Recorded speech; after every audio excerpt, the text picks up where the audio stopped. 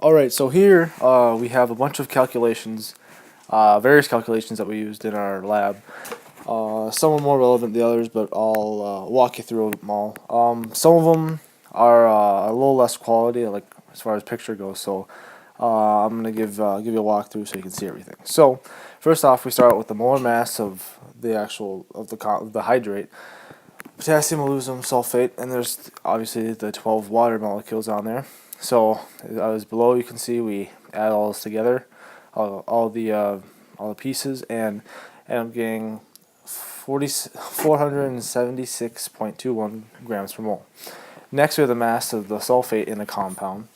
We took the molar mass of that, getting 96.07 grams per mole, and knowing that there's 2 moles of sulfate per mole of the compound, we can multiply that by 2 and get 192.14 grams per mole.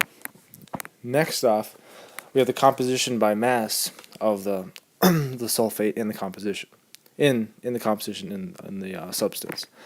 So with this, we took the moles of the grams per mole of sulfate in the compound, and then we took the total molar mass of the composition, divided that, and multiplied that by 100 to get the percent composition by mass of 40.35%. Next, we have the mass of sulfate in the sample, which it was a flat 1 gram sample times multiplied by this percentage, getting 0.4035 grams. Next, we have the moles of the sulfate in the sample, which before we calculated the grams is 0.4035, and multiply that by the molar mass, getting 0.0042 moles. Next, we have the barium chloride needed for precipitation, taking the moles of the sulfate, and we know that we will need 2 barium for every mole of the sulfate, and 1 mole of barium chloride for every mole of the barium ion, and we end up getting 0.0084 moles of barium chloride. Next, we take the amount grams of barium chloride needed for precipitation, taking the moles we've calculated before, and multiplying that by 2.4432 grams, which is the molar mass of barium chloride, to equaling 2.052 grams of barium chloride.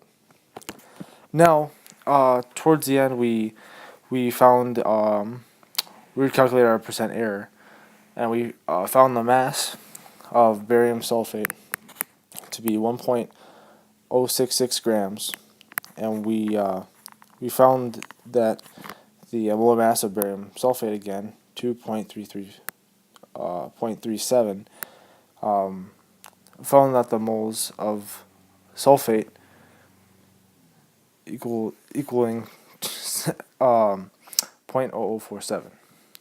Now we took the moles of sulfate, multiplied that by its molar mass, finding that the actual percentage of sulfate in the compound itself was 43.88%. Next off, we took the theoretical 40.35 and the actual percent composition of sulfate, 43.88, dividing that by the theoretical, again 40.35%, multiplying that by 100, getting our percent error of 8.754%.